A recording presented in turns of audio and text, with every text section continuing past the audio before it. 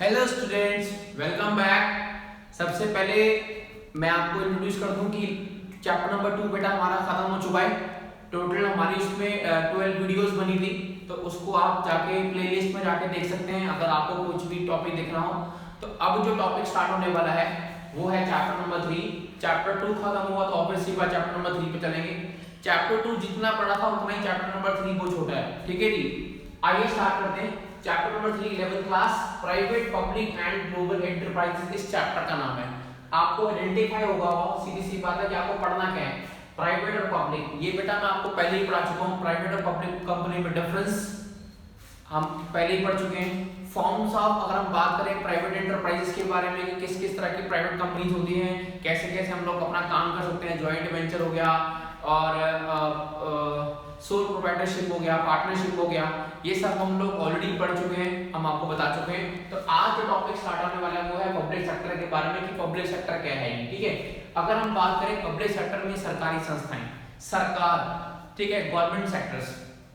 तो जो public sector होता है जिसके अंदर गवर्नमेंट सेक्टर आता है, तो किस किस टाइप में, कितने टॉप टाइप में डिवाइड होता है। अगर हम यहाँ बात करें, आपकी एनसीईआरटी के अंदर टोटल 3 फॉर्म्स में डिवाइड हुआ है। पहला है आपका डिपार्टमेंटल अंडरटेकिंग, उसके बाद आपका स्टैट्यूटरी कॉर्पोरेशन, उसके बाद है आपका गवर्नमेंट कंपनीज, ठीक है जी। तो ये पब्लिक सेक्टर एंटरप्राइज को इन्होंने 3 हिस्सों में बांटा है, जिसके अंदर हमें इन तीनों के बारे में, इन तीनों के फीचर्स के बारे में, इसके मेरिट्स, इसके demerits, same features, merits, demerits, फिर same features, merits and demerits, ये हमें पूरे कवर करने हैं। बहुत इंपॉर्टेंट टॉपिक है। तीनों में से पक्का है 100%, 100% एक टॉपिक, एक क्वेश्चन पक्का आएगा। एक हम कह सकते हैं 6 मार्क्स के अंदर इन तीनों में से एक क्वेश्चन आना ही आना है। इसका इन सिंपली मींस दैट कि 6 नंबर आपके पक्के हैं। अगर आपने कॉन्सेप्ट समझ लिया, आपने टॉपिक खत्म कर लिया, तो आपके 6 नंबर कहीं नहीं गए। और 100% है कि 6 नंबर में इसमें से टॉपिक आएगा आएगा, चाहे 3 नंबर में आए तो 3 नंबर में आ जाए। पर वेरी इंपॉर्टेंट कॉम्बिनेशन बन सकता है, डायरेक्ट क्वेश्चन पूछ सकते हैं, फीचर्स, मेरिट्स, डीमेरिट्स पूछ सकते हैं 3 नंबर में, 3 नंबर में, इसके क्विज लेंगे 3 नंबर में, या सीधा क्वेश्चन आएगा कि डिपार्टमेंट अंडरटेकिंग के बारे में आपको नोट लिखना, define departmental undertaking, define its features and merits and demerits. 6 marks में ये क्वेश्चन आ जाएगा, ठीक है जी। तो जल्दी से आप लोग पहले इस फ्लो चार्ट को बनाएंगे पब्लिक सेक्टर के, उसके बाद हम एक एक करके स्टार्ट करते हैं डिपार्टमेंटल अंडरटेकिंग को, ठीक है जी। जल्दी से लिखिए बेटा इसको।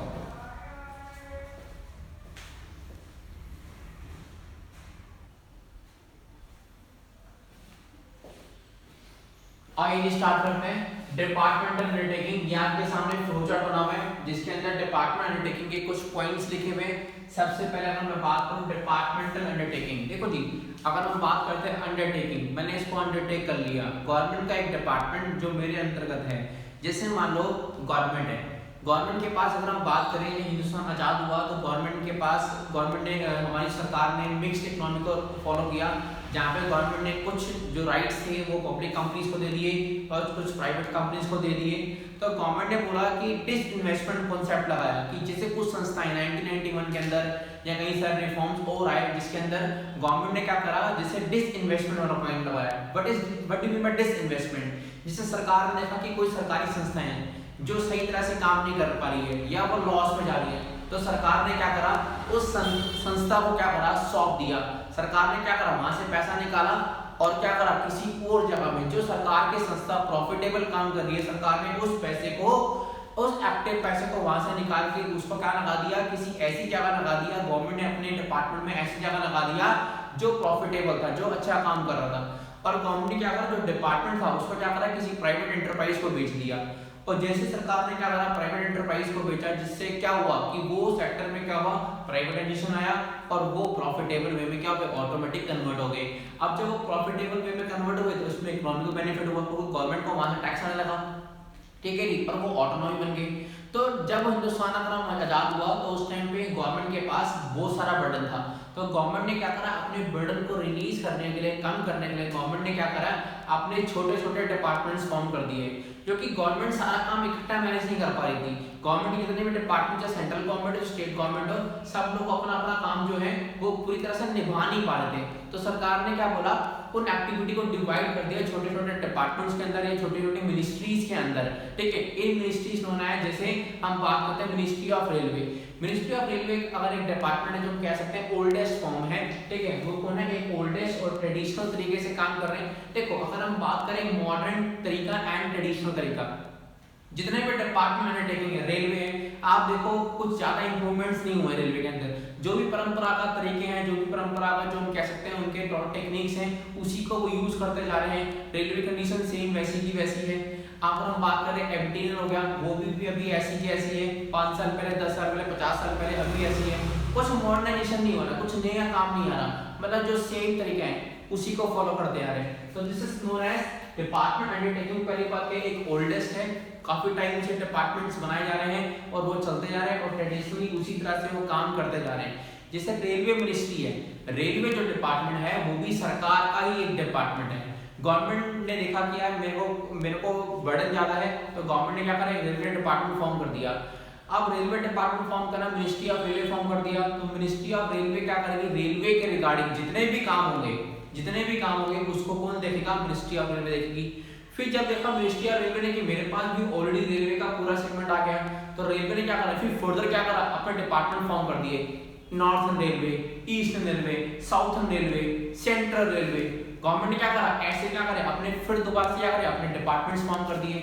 इससे क्या होता है, पहली बात जो एक्टिविटीज होती है ना, वो हमारी जो होती है बर्डन से ऑटोमेटिक रिलीज हो जाती है, हम लोग फ्री हो जाते हैं और हम हर डिपार्टमेंट के लिए अलग डिपार्टमेंट फॉर्म करते हैं ताकि वो अच्छी तरह से अपना इफेक्टिवली और एफिशिएंट वे में अपने काम को कर सकें, परफॉर्म कर सकें, ताकि उनको भी कोई तरह की दिक्कत ना हो। और इसके अंदर जो पैसा होगा वो रिलीज किया जाएगा सरकार के द्वारा। सरकार क्या करेगी, अपने एनुअल बजट से जो भी पैसा होगा वो क्या करेगी, रिलीज करेगी और हर बंदे को, हर डिपार्टमेंट को पैसा देगी कि हम आपको 500 करोड़ देते हैं, आपको 600 करोड़ देंगे, आपको 500 करोड़ देंगे, 600 करोड़ देंगे, ठीक है। जिससे क्या होगा कि डिस्प्यूट राइज ना हो और उसका अपना जो गवर्नमेंट का एक ट्रेजरी डिपार्टमेंट होता है जहाँ पे गवर्नमेंट का पैसा आएगा, जितना ही पैसा रेलवे का आ रहा है वो सारा रेलवे के अंदर जो पैसा होगा गवर्नमेंट के अकाउंट में जमा होगा और गवर्नमेंट क्या करेगी, वहां से अब उनके जितने भी एम्प्लॉइज है काम करेंगे उनको पैसे देंगे। और एक चीज, जितने भी डिपार्टमेंट्स, जितने भी गवर्नमेंट के मिनिस्ट्रीज हैं, उनके अंदर जो भी बंदे काम करेंगे वो सारे के सारे गवर्नमेंट एम्प्लॉइज माने जाएंगे, क्योंकि सरकार के ही एक पार्ट है। This is kind of what is ministry. Ministry is the external part, extension of, एक अलग से क्या एक्सटेंशन है किसका, गवर्नमेंट का, जहाँ पे गवर्नमेंट ने क्या करा, अपनी मिनिस्ट्री अलग से फॉर्म कर दी है। आइए स्टार्ट करते हैं। देखो मैंने जो पॉइंट सारे बता दिए, बाकी डिस्कस करते हैं। डिपार्टमेंटल अंडरटेकिंग क्या है? डिपार्टमेंटल अंडरटेकिंग क्या है? एक तो मोस्ट ओल्डेस्ट और traditional form of public sector enterprises. तो पब्लिक सेक्टर एंटरप्राइजेस में 3 पार्ट थे, मैंने आपको पढ़ाया, statutory, department undertaking and the government companies, ठीक है। ये 3 फॉर्म है जो पब्लिक सेक्टर के अंदर आती है। तो अगर हम बात करें डिपार्टमेंटल अंडरटेकिंग क्या है, ये सबसे ओल्डेस्ट, ऑब्वियसली बात, हिंदुस्तान आजाद हुआ तो सरकार ने कई सारे डिपार्टमेंट्स फॉर्म करे, और ट्रेडिशनल है, जो भी चलता आ रहा है उसी तरीके का फॉर्म को चलता आ रहा है, करते जा रहे हैं। ट्रेडिशनल फॉर्म जैसे एलआईसी हो गया, लाइफ इंश्योरेंस कॉर्पोरेशन, वो भी गवर्नमेंट का एक अलग से एक्सटेंशन पार्ट है, ठीक है जी। तो ओल्डेस्ट और ट्रेडिशनल फॉर्म है गवर्नमेंट का, जहाँ पे गवर्नमेंट क्या करेगी, काम करेगी गवर्नमेंट सेक्टर का, जैसे ministry of railway, ministry of defence के रिगार्डिंग जितनी भी एक्टिविटीज होगी वो सारी की सारी क्या होंगी, वो मिनिस्ट्री ऑफ डिफेंस में जाएगी, ठीक है, वो गवर्नमेंट का एक पार्ट है। Next point, departmental undertaking is considered as a one of the department of the government. ये गवर्नमेंट का ही डिपार्टमेंट है। जैसे मान लो केंद्र सरकार है, सेंट्रल गवर्नमेंट ने क्या करा, अपना डिपार्टमेंट फॉर्म कर दिया, ministry of railway, ministry of defence, ministry of external affairs, ठीक है। ऐसे गवर्नमेंट ने क्या करा, अपने कई सारे क्या करे डिपार्टमेंट्स को फॉर्म कर दिया। पर क्या ये गवर्नमेंट नहीं है, यस ये गवर्नमेंट का एक पार्ट है, ये गवर्नमेंट का एक डिपार्टमेंट है, ये गवर्नमेंट की एक ब्रांच है, ठीक है जी। तो ministry of department undertaking is this considered as the one of the department of the government. Then there is no separate assistance in the government. अगर देखा जाए तो ये सेपरेट नहीं है, ये सेपरेट नहीं है, ये गवर्नमेंट का ही पार्ट है। This is no separate assistance, मतलब ये कोई सेपरेट नहीं है, ये गवर्नमेंट का ही एक्सटेंशन पार्ट है और ये गवर्नमेंट ही है, ठीक है जी। कहने का मतलब है एक डिवीजन कर दिया पर लेकिन गवर्नमेंट का ही है, ठीक है जी। Next point, These enterprises are established as a department of ministry। ये जो enterprises होती है इनको बनाया जाएगा, किसके अंदर बनाया जाएगा, डिपार्टमेंट ऑफ मिनिस्ट्री। एक डिपार्टमेंट ऑफ मिनिस्ट्री के अंतर्गत हर एक डिपार्टमेंट को फॉर्म किया जाएगा और उस मिनिस्ट्री के अंदर सिर्फ वही एक्टिविटीज होगी जो उस मिनिस्ट्री के अंदर आती है। जैसे मिनिस्ट्री ऑफ रेलवे, रेलवे के रिगार्डिंग जितना भी काम होगा, जितने भी एक्टिविटीज होगी, जितने भी फंक्शंस होंगे, जितने भी एक्शंस लेने, जितनी भी स्ट्रैटेजीज बनानी है, जितने भी रूल्स बनाने हैं, वो सारे के सारे डिपार्टमेंट के अंदर ही होंगे। और यहाँ पे डिपार्टमेंट क्या करेगी, कई सारे बंदों को नियुक्त करेगी, कई सारे हम कह सकते हैं बंदों को आईएएस ऑफिसर यूपीएससी से पेपर कंडक्ट करा के कई सारे ऑफिसर्स को कलेक्ट किया जाएगा, क्योंकि वो एक डिपार्टमेंट चला रहे हैं। मतलब मिनिस्ट्री ऑफ रेलवे चलाने के लिए एक संस्था ने, गवर्नमेंट ने एक अलग डिपार्टमेंट फॉर्म किया। इसका मतलब मिनिस्ट्री ऑफ रेलवे के जो मेन हेड्स होंगे वो कोई नॉर्मल हेड्स नहीं होंगे, मतलब वो यूपीएससी से, सिविल सर्विस एग्जाम से गवर्नमेंट क्या करेगी, नियुक्त करेगी और उनको वहां पे उनका हेड बनाएगी कि आप इस मिनिस्ट्री ऑफ डिपार्टमेंट के या इस डिपार्टमेंट मिनिस्ट्री के आप हेड होंगे, ठीक है, आपने हिसाब से रन करो। फिर फर्दर क्या करेंगे, वो अपने एम्प्लॉइज रखेंगे नीचे, गवर्नमेंट सिलेक्शन करके कितने कितने बंदे हैं, वो जैसे एडवर्टीजमेंट निकालेंगे, गवर्नमेंट जॉब्स के लिए अप्लाई करेंगे लोग, फिर वहां पे जॉब्स करेंगे, फिर लोगों से काम कराएंगे, ठीक है जी। It considered as a part of extension of ministry, ये क्या है, देखा जाए तो मिनिस्ट्री का एक एक्सटेंशन पार्ट है, गवर्नमेंट का ही क्या एक एक्सटेंशन पार्ट है, ठीक है, जहाँ पे गवर्नमेंट ने क्या करा, अपनी मिनिस्ट्री को क्या करा, डिवाइड कर दिया, गवर्नमेंट का एक पार्ट था। It is a function of all over control of the ministry, इसका जो फंक्शन होगा, क्या होगा, एक मिनिस्ट्री के हाथ में होगा। जैसे मिनिस्ट्री ऑफ डिफेंस, तो डिफेंस के रिगार्डिंग जितनी भी एक्टिविटीज होगी वो सारी की सारी मिनिस्ट्री ऑफ डिफेंस के अंदर बताएगा।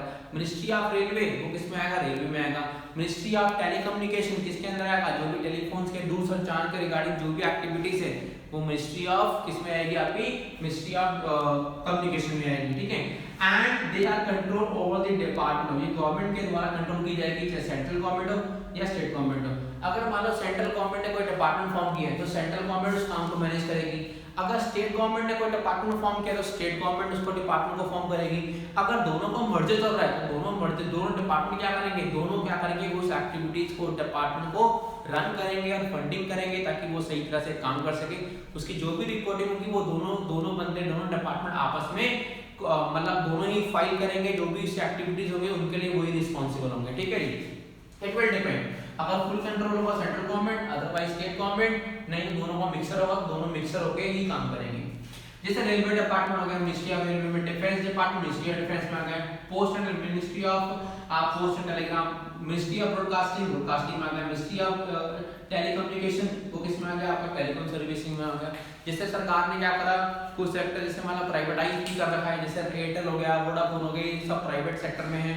और हम बात करें मिनिस्ट्री ऑफ जैसे एमटीएन हो गया, गरुड़ हो गया, ये सब किसके अंदर आता है, गवर्नमेंट के अंदर आता है। तो गवर्नमेंट ने अपने हिसाब से देखा कि किस जगह पे लगता है कि गवर्नमेंट ने मिक्स्ड इकोनॉमी को फॉलो किया था। बेसिकली हमारी इकोनॉमी मिक्स्ड इकोनॉमी है कि जहाँ पे गवर्नमेंट का भी रोल है और प्राइवेट का, दोनों का, पब्लिक सेक्टर और प्राइवेट सेक्टर दोनों का ही रोल है जहाँ पे वो अपनी इकोनॉमी के लिए काम कर रहे हैं, ठीक है जी। तो बेटा ये था आपका डिपार्टमेंट अंडरटेकिंग के कुछ पॉइंट्स हम कह सकते हैं। अब उसके फीचर्स पढ़ेंगे, जल्दी से आप एक बार इसको लिख लीजिए, वो सिंपल है। Government in simple words means that department undertaking क्या है, गवर्नमेंट का ही, डिपार्टमेंट का ही एक एक्सटेंशन पार्ट है जिसके अंदर मिनिस्ट्री बनाई जाएगी। मिनिस्ट्री उन सारे काम को देखेगी, मैनेज करेगी। इसके लिए अलग से फंड बनाया जाएगा, गवर्नमेंट क्या करेगी, इनको फंड करेगी अपने एनुअल बजट से और वो अपनी एक्टिविटीज को आगे परफॉर्म करेंगे, ठीक है जी। जल्दी से देखिए इसके बारे में।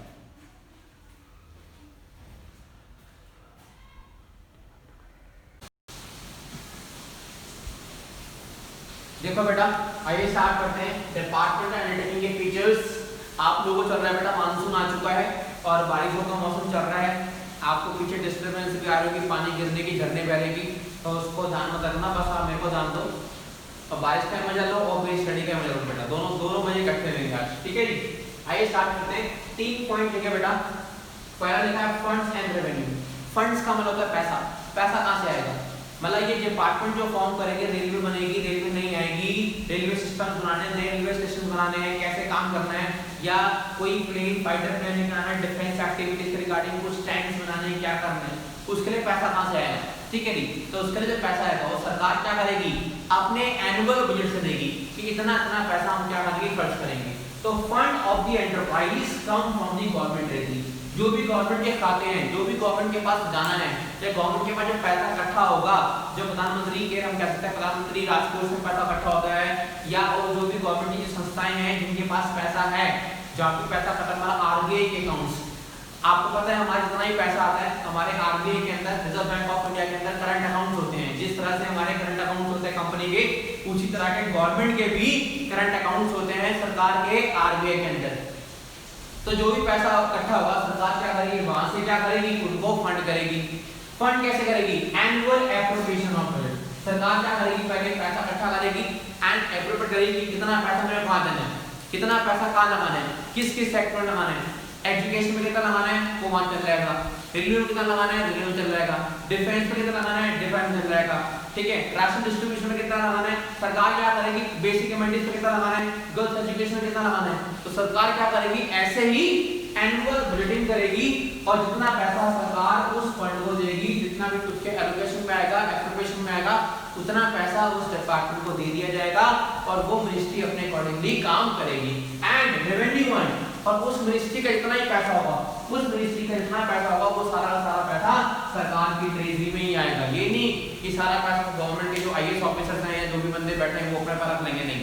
अगर आप रेलवे डिपार्टमेंट में जॉब कर रहे हो, रेलवे टिकट पे काउंटर पे रेल टिकट्स काट रहे हो, तो पैसा आपके पास नहीं आएगा, आपको सिर्फ only a part of salary मिलेगी गवर्नमेंट के बिहाफ पे, पर जो सारा पैसा आ जाएगा वो गवर्नमेंट के खातों में जाएगा, गवर्नमेंट के अकाउंट में जाएगा। और तो गवर्नमेंट क्या करेगी, वहीं से उसको पैसा सरकार को देगी डिपार्टमेंट को। सेकंड पॉइंट है audit. What is audit? Audit is simply means that verification की बुक्स ऑफ अकाउंट को चेक किया जाएगा, क्या उनकी ऑडिटिंग होगी, क्या उनके उसको लीगली अप्रूव किया जाएगा कि कितना पैसा सरकार के पास आ रहा है। यस, सरकार का एलोकेशन कर रही है, एप्रोप्रिएशन कर रही है, फंड्स दे रही है, तो सरकार उसका पूरा हिसाब मांगेगी कि अगर हमने आपको 500 करोड़ रुपए दिए हैं तो आपने 500 करोड़ रुपए कहां खर्च करें, किस जगह पे खर्च करें, कैसे कैसे आपने पैसा लगा दिया, तो उसका अकाउंट्स भी ऑडिट भी किया जाएगा और हर अकाउंट को मेंटेन किया जाएगा। तो सब्जेक्ट टू अकाउंटिंग, मतलब पहली बात जितने भी अगर हम बात करें डिपार्टमेंट अंडरटेकिंग के जितने भी अकाउंट है उनको ऑडिटिंग किया जाएगा, अकाउंटिंग किया जाएगा, उसकी सब जितने भी खर्चे होंगे उन सब की एंट्रीज रिकॉर्ड की जाएगी उनके प्रॉपर्ली उनके बुक्स ऑफ अकाउंट्स के अंदर। And audit control is applicable, जैसे बाकी संस्थाएं होती हैं, जैसे सरकार की संस्थाएं काम कर रही है, प्राइवेट एंटरप्राइज होती है, उसी तरह से उनके मोस्टली गवर्नमेंट के जो अकाउंट्स उनको करता है CAG controller and auditor general of India. इसको सीएजी डिपार्टमेंट है जो गवर्नमेंट के अकाउंट्स को हम कह सकते हैं चेक करते हैं, ऑडिट करते हैं। जैसे नॉर्मल प्राइवेट कंपनी में हम एक नॉर्मल सीए से करा लेंगे, ठीक है, किसी सीए फॉर्म से करवा लेंगे, पर यहाँ पे हम सीए फॉर्म से नहीं करा सकते। यहाँ पे सरकार की संस्था होती है उसको कहते हैं CAG controller and auditor general of India. तो उस डिपार्टमेंट के पास उनके अकाउंट जाएंगे और वो क्या करेंगे, प्रॉपर्ली क्या करेंगे, चेक करेंगे कि अकाउंट्स पूरी तरह से सही बने बने, कोई घपलेबाजी तो नहीं है, कोई चोरी चकारी तो नहीं है, कोई टैक्स का तो पैसा गबन तो नहीं करती है, वो सारी की सारी अकाउंट्स को चेक किया जाएगा। उसके बाद है एम्प्लॉइज होंगे किसके, इस एंटरप्राइज के, किसके, डिपार्टमेंट अंडरटेकिंग के एम्प्लॉइज होंगे, वो कौन होंगे, गवर्नमेंट सर्वेंट होंगे। मैंने आपको पहले पढ़ाया था जितने भी, क्योंकि देखो सिंपल सी बात है, गवर्नमेंट के डिपार्टमेंट कौन से, railway, defence ministry of external affairs, telecommunication, ठीक है, ये सारे क्या गवर्नमेंट के डिपार्टमेंट्स हैं। उसके अंदर अगर हम जॉब कर रहे हैं तो हम कौन है, गवर्नमेंट के एम्प्लॉइज है ना, क्योंकि गवर्नमेंट के अंदर काम कर रहे हैं। अब ये तो यानी कुछ स्टेट गवर्नमेंट के अंदर आएंगे, कुछ सेंट्रल गवर्नमेंट के अंदर आएंगे, तो जो भी एम्प्लॉइज होंगे वो सारे कौन होंगे, वो गवर्नमेंट के एम्प्लॉइज माने जाएंगे और गवर्नमेंट के एम्प्लॉइज होंगे। एंड इनका रिक्रूटमेंट, इनको बुलाया जाएगा, इनको सिलेक्शन कैसे किया जाएगा, इनको भी एप्लीकेशन, इनके भी गवर्नमेंट क्या करेगी, अपने हिसाब से फॉर्म्स निकालेगी कि मेरे को 3 टीसी चाहिए, 3 टिकट कॉलर चाहिए, 2 डाटा एंट्री ऑपरेटर चाहिए। जिस हिसाब से सरकार को लगता है उस डिपार्टमेंट में रिक्वायरमेंट्स है, सरकार क्या करेगी, उसी हिसाब से जॉब्स निकालेगी और लोग क्या करेंगे, फॉर्म फिल करेंगे और जॉब का सिलेक्शन प्रोसेस होगा। And the condition of the service are the same as other, जैसे गवर्नमेंट एम्प्लॉइज होते हैं, बाकी जो गवर्नमेंट एम्प्लॉइज होते हैं, उसी तरह से उनकी सर्विस और सैलरीज क्या होगी, लगभग क्या होगी, सेम होगी। ऐसा कोई प्रोविजन नहीं होगा कि कोई इस डिपार्टमेंट के अंदर काम कर उसके पैसे कम होंगे ज्यादा होंगे, नहीं, ऐसा नहीं है। हर किसी बंदे का ग्रेड स्केल सब कुछ सेम होगा, सबको सेम बेनिफिट दिए जाएंगे जैसे दूसरे एम्प्लॉइज को दिए जा रहे हैं। एंड इट इज हेडेड, मैंने आपको पढ़ाया था बेटा कि इसके अंदर कौन हेड होगा, गवर्नमेंट के, जो गवर्नमेंट अपने हिसाब से क्या करेगी, कई सारे सिविल सर्वेंट्स, कई सारे आईएएस ऑफिसर्स, जो हाई अथॉरिटी पे बंदे होंगे, जो संस्था को चलाएंगे, तो उनके जो हेड्स होंगे वो कौन होंगे बेटा, आईएएस ऑफिसर्स होंगे। But you mean IAS officer, Indian administrative service के जो एम्प्लॉइज होंगे, जो यूपीएससी से क्वालीफाई करके, जो गवर्नमेंट जॉब में क्वालीफाई करके आईएएस या आईपीएस जो बनते हैं, आप लोगों को पता ही है कब होते हैं, आई थिंक हम कह सकते हैं रैंक ऑफिसर्स होते हैं ये, इन लोगों होगी, हाईली क्वालिफिकेशन और हाईली टैलेंटेड होते हैं ये फिजिकली रूप से, मेंटली रूप से, ठीक है जी। तो ये बंदे जो होंगे ये अपॉइंट किए जाएंगे सरकार के द्वारा, सरकार इनके सिलेक्शन करेगी एंड कई सारे सिविल सर्वेंट्स को भी सरकार क्या करेगी, अपॉइंट करेगी, आईटी इनकम टैक्स ऑफिसर या इंस्पेक्टर्स, कई सारे और बंदे इनके नीचे नियुक्त करेगी जो इनके बिहाफ पे काम करेंगे एंड दे आर ट्रांसफर। और ऐसा नहीं है कि एक डिपार्टमेंट, अगर एक आईएएस ऑफिसर है मान लो जी, ठीक है जी, उनको मिनिस्ट्री ऑफ रेलवे दे दिया तो रेलवे में काम करेंगे, नहीं, उनको अपनी स्किल के अकॉर्डिंगली उनको ट्रांसफर किया जाएगा, वो एक डिपार्टमेंट से दूसरे डिपार्टमेंट पर ट्रांसफर हो सकते हैं, उनका ट्रांसफर किया जाएगा ताकि उस बंदे की क्वालिटीज को दूसरे डिपार्टमेंट पे भी लगाई जाए और ताकि दूसरा डिपार्टमेंट भी अच्छी जगह से अच्छी तरह से काम कर सके उनकी सर्विस के बदौलत, ठीक है जी। तो बेटा ये थे 3 पॉइंट्स आपके डिपार्टमेंट अंडरटेकिंग के, पहला था फंड्स एंड रेवेन्यू, दूसरा था ऑडिट एंड द एम्प्लॉइज। जल्दी से 3 पॉइंट लिखिए, उसके बाद 2 पॉइंट्स और हैं इसी के फीचर्स के, उसको पढ़ते हैं, ठीक है जी। जल्दी से लिखिए बेटा आपको।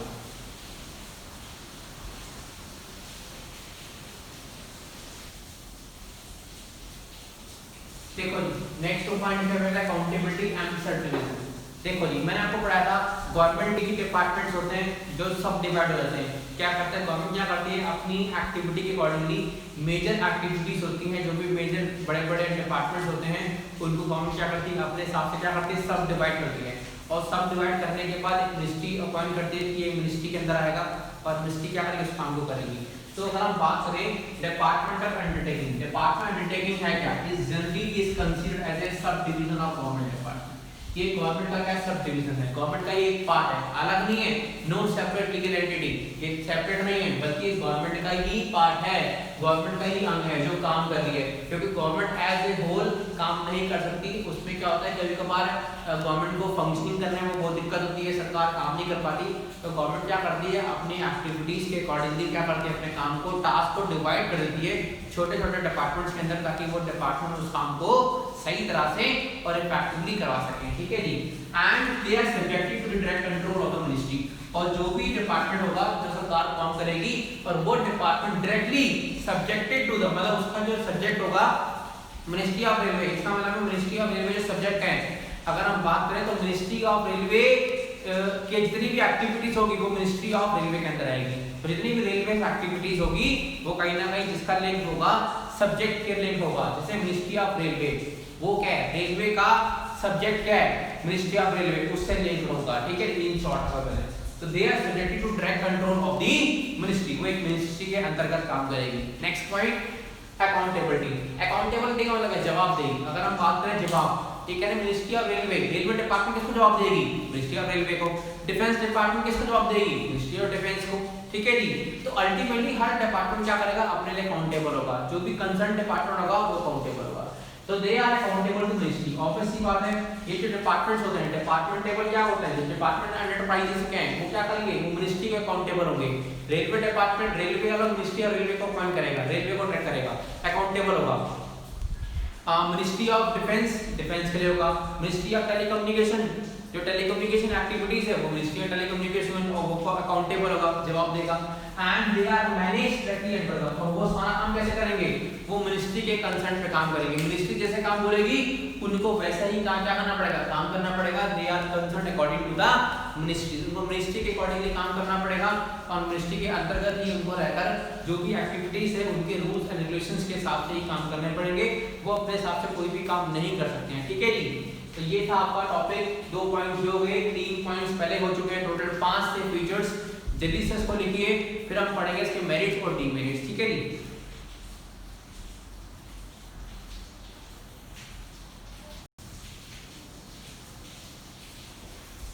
आइए बढ़ते हैं मेरिट्स।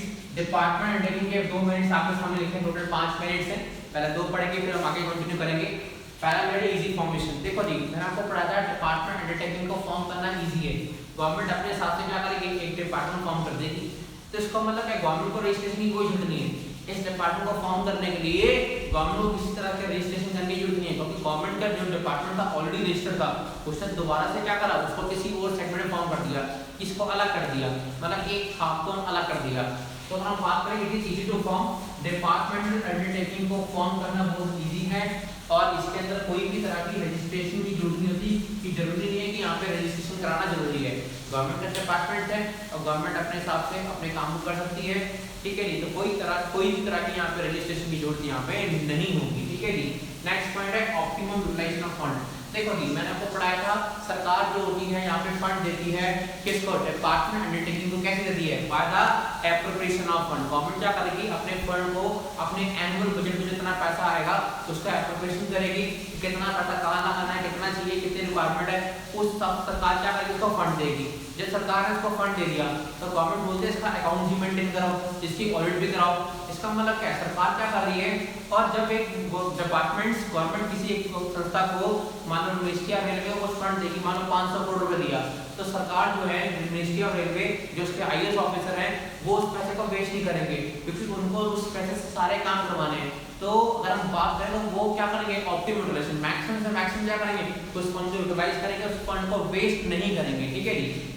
तो there is a proper utilization of fund. यहाँ पे जो भी पैसा होगा, चाहे कोई भी फाइनेंशियल मैटर हो, किसी भी जगह पे कोई पैसा लगाया जा रहा है, निवेश किया जा रहा है, कुछ भी नई चीज खरीदी जा रही है, बेची जा रही है एक कंसर्न अथॉरिटी के द्वारा या डिपार्टमेंट के हेड्स के द्वारा, तो उस पैसे को प्रॉपर्ली यूटिलाइज किया जाएगा, उस पैसे को वेस्ट नहीं किया जाएगा।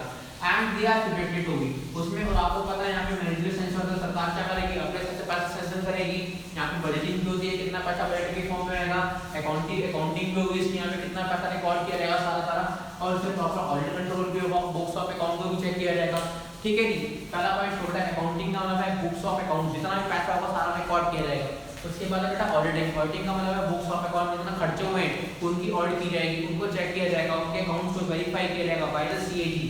मैंने आपको पढ़ाया था जैसे नॉर्मल सीए होते हैं गवर्नमेंट के डिपार्टमेंट के पास, सीएजी डिपार्टमेंट है, वो इसके बुक्स ऑफ अकाउंट को क्या करेगा, मैनेज करेगा, देखेगा कि सब कुछ ठीक है कि नहीं है, कोई धांधलीबाजी तो नहीं, कोई चोरी तो नहीं करी है, कहीं ऐसा ना हो कि दिखाया कुछ और हो और वो कुछ हो, ठीक है जी।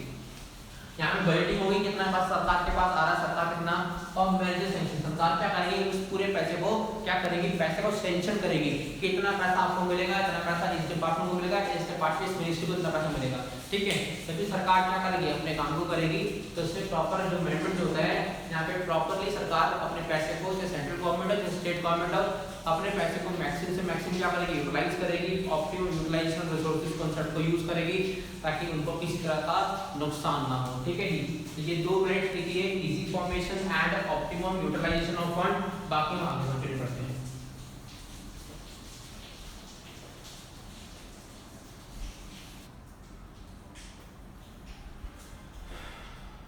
देखो जी बाकी पॉइंट्स डिस्कस करते हैं, 4 पॉइंट्स लिखे, effective control, public revenue, accountability और सीक्रेसी। अगर हम बात करते हैं डिपार्टमेंट अंडरटेकिंग में जो भी एक्टिविटीज होती है, जो भी इसके हेड्स होंगे, डिपार्टमेंट के हेड होंगे, आईएएस ऑफिसर्स, वो क्या करेंगे, अपने हिसाब से काम करेंगे, और जो भी एक्टिविटीज होगी प्रॉपर्ली सीक्रेट रखी जाती है, किसी को डिस्क्लोज नहीं जाती, क्योंकि गवर्नमेंट का पार्ट है, गवर्नमेंट अपने हिसाब से कोई भी काम कर सकती है। तो the activities and performance of the department undertaking is to be keep very high secrecy, मतलब उसको हम गवर्नमेंट अपने हिसाब से अपनी एक्टिविटीज को सीक्रेटली रख के हर काम को आसानी से करती रहती है, ताकि किसी और को पता ना चले, सरकार अपने हिसाब से काम करती है, ठीक है जी। नेक्स्ट पॉइंट क्या है, effective control, the control of the department is very effective. अगर हम बात करें यहाँ पे जो गवर्नमेंट का कंट्रोल होता है डिपार्टमेंट अंडरटेकिंग का, बहुत इफेक्टिव होता है। ऐसा क्यों, क्योंकि सिंपल सी बात है, यहाँ पे जो ऑफिसर्स हैं वो सारे के सारे यूपीएससी क्वालिफाइड हैं, high rank officer, civil service agent हैं। यहाँ पे कोई भी तरह के हम बात जो एम्प्लॉइज होते हैं उनके परफॉर्मेंस के हिसाब से गवर्नमेंट सिलेक्शन करके गवर्नमेंट क्या करती रखती है, तो इसमें जो भी काम होता है गवर्नमेंट अपने हिसाब से काम करती है, और जो डिपार्टमेंट होता है वो अच्छे काम करते हैं, एफिशिएंट हम कह सकते हैं इफेक्टिव काम करते हैं। और यहाँ पे जो भी कंट्रोल होगा डायरेक्ट और सेंट्रलाइज होगा, एक ही कंट्रोल एक ही बंदे के हाथ में होगा। जैसे मिनिस्ट्री ऑफ रेलवे का जो कंट्रोल होगा वो जो मिनिस्ट्री के हेड हैं, ठीक है, उनके हाथ में होगा। ये हम कह सकते हैं जो उसमें जो अपॉइंट किए जाएंगे ऑफिसर्स होंगे उनके कंट्रोल में होगा। मिनिस्ट्री ऑफ डिफेंस में डिफेंस की एक्टिविटी के रिगार्डिंग जो भी उसके हेड होंगे उसके कंट्रोल में होगा। तो सारा का सारा सिस्टम क्या होगा, पूरी तरह सेंट्रलाइज होगा और सारा का सारा काम क्या होगा, डायरेक्ट होगा। नेक्स्ट पॉइंट है पब्लिक रेवेन्यू, जितना भी पैसा सरकार के पास आएगा, जितना भी रेवेन्यू सरकार के पास आएगा, कहाँ से आएगा, डिपार्टमेंट अंडरटेकिंग से आएगा। वो सारा का सारा पैसा सरकार को गवर्नमेंट के ट्रेजरी अकाउंट में जमा कराना पड़ेगा। और गवर्नमेंट के लिए अगर देखा जाए तो ये मोस्ट इम्पॉर्टेंट सोर्स है जिससे गवर्नमेंट क्या कर सकती है, गवर्नमेंट अपने रेवेन्यूज को इंक्रीज करती है। तो गवर्नमेंट क्या करती है, डिफरेंट डिफरेंट डिपार्टमेंट्स फॉर्म करती है ताकि जितना भी पैसा हो सारा का सारा क्या सरकार के पास आए। क्योंकि प्राइवेट एंटरप्राइज में गवर्नमेंट क्या मिलेगा, सिर्फ ओनली टैक्स मिलेगा, पर अगर वही पैसा अगर सरकार के पास आएगा तो सरकार के पास अपनी रेवेन्यू इनकम आएगी और गवर्नमेंट के पास टैक्स की फॉर्म पैसा आएगा, अलग आएगा। ठीक है जी।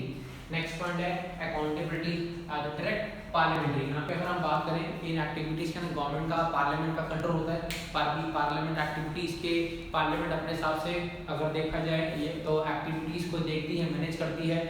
कोई भी गवर्नमेंट मतलब जो एक्टिविटी सही तरह से परफॉर्म कर रही है या गलत काम कर रही है किसी तरह से, तो पार्लियामेंट उसको देखेगा।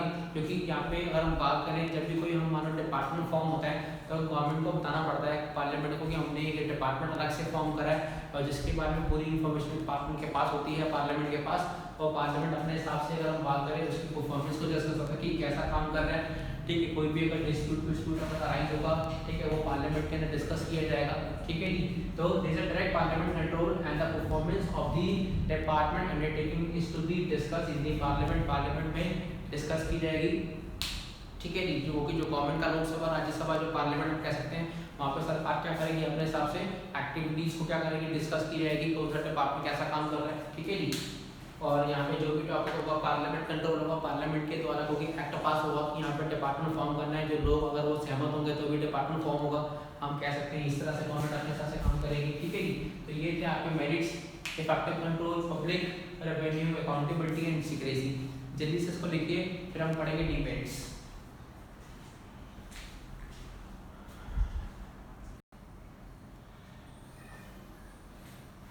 देखो जी, अब पढ़ेंगे डिमेरिट्स ऑफ डिपार्टमेंट अंडरटेकिंग। पहला पॉइंट है इनफ्लेक्सिबिलिटी। देखो अगर हम बात करें डिपार्टमेंट अंडरटेकिंग, मैं आपको पढ़ा चुका हूँ, अभी डिस्कस किया था कि यहाँ पे पार्लियामेंट्री कंट्रोल होता है, ऑब्वियसली बात है। तो डिपार्टमेंट अंडरटेकिंग जो होते हैं वो कैसे काम करते हैं, on the strict parliamentary controls. यहाँ पे टू मच, यहाँ पे जब हम बात करें जो मिनिस्टर्स होते हैं, जो टॉप ऑफिसर्स होते हैं, उनका बड़ा हस्तक्षेप होता है हर काम की एक्टिविटी के अंदर।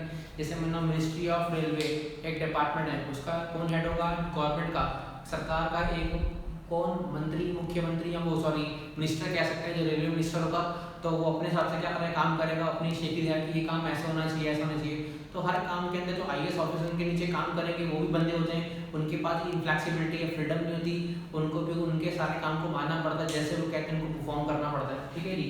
तो they are treated as a one government officer. अगर देखा जाए तो एक तरह के एक गवर्नमेंट के एक ऑफिसर के पर एक संस्था होती है जो काम कर रही होती है डिपार्टमेंट टेकिंग, जिससे क्या होता है ऑटोमेटिक फ्लेक्सिबिलिटी का और ऑटोमेटिक रिड्यूस होती है। कोई भी बंदा अपने हिसाब से काम नहीं कर सकता, गवर्नमेंट का रोल ज़्यादा है, लीडर्स का रोल बहुत ज़्यादा है, जिस कारण से कभी कभार हम देखते हैं कि मैनेजमेंट में लॉस हो जाता है या प्रॉफिटेबल नहीं हो पाता या सही तरह से काम नहीं कर पाते वो, या स्टाफ के इनएफिशिएंट है। Lack of motivation. देखो नहीं, मोटिवेशन कम मिलेगा जब जहाँ पे एफर्ट्स का रेशियो किससे होगा, रिवार्ड्स होगा। जितना ज़्यादा आप काम करोगे उतना प्रॉफिट मिलेगा, जिससे प्राइवेट कंपनीज में होता है, जितना आप काम करोगे सेल टारगेट अचीव करोगे आपको रिवार्ड मिलेगा, प्रॉफिट मिलेगा। तो आप बंदे क्या होंगे, हमेशा मोटिवेटेड रहेंगे और अच्छा काम करेंगे। पर इसमें ऐसा नहीं होता है, यहाँ पर तो फिक्स सैलरी मिलती है गवर्नमेंट एम्प्लॉइज़ को। ठीक है, चाहे वो काम करे ना करे उनको उतने ही पैसे मिल रहे हैं। यहाँ पे कोई एफर्ट नहीं है कि जितना अच्छा काम करोगे कुछ मिलेगा, तो कुछ नहीं मिलने वाला। तो यहाँ पे गवर्नमेंट के एम्प्लॉइज क्या होता है, वो काम ही नहीं करते। ठीक है जी। अगर हम बात करें lack of motivation, department is no power of utilizing the revenues. यहाँ पे जो पैसा होता है उस पर यूटिलाइजेशन नहीं है कि उस पैसे कैसे यूटिलाइज करना है। वो जितना ही पैसा होगा सरकार के पास आएगा। मान लो किसी आईएएस ऑफिसर एक मिनिस्ट्री का हेड है, अगर उसको लगता है कि किसी पैसे को कहीं और निवेश करके पैसा आएगा सरकार के पास, तो आप निवेश नहीं कर सकते, क्योंकि जितना ही पैसा होता है गवर्नमेंट की ट्रेजरी में आएगा। And no incentive for the maximum profit. यहाँ पर कोई तरह का इंसेंटिव नहीं है कि अगर आप इतना प्रॉफिट अचीव करोगे, इतना काम करोगे, इतना अचीव करके लाओगे तो आपको इतना प्रॉफिट मिलेगा। यहाँ पे कुछ नहीं है, सेम सैलरी मिलेगी गवर्नमेंट एम्प्लॉइज को। यहाँ पर कोई डायरेक्ट रिलेशनशिप नहीं है एफर्ट और रिवार्ड के अंदर, जितना ज़्यादा एफर्ट करोगे उतना आपको रिवार्ड मिलेगा। ऐसा कोई कॉन्सेप्ट नहीं है पब्लिक डिपार्टमेंट टेकिंग के अंदर। तो यहाँ पे जो एम्प्लॉइज होते हैं वो मोटिवेटेड नहीं होते हैं, और बल्कि अपने बेस्ट एबिलिटी के अकॉर्डिंगली, एबिलिटी है बहुत अच्छी है, काम करने के योग्य भी हैं, पर लेकिन फिर भी वो अपना एफर्ट नहीं लगाते हैं। वो सिर्फ अपनी सैलरी खाते हैं कि बैठे बैठे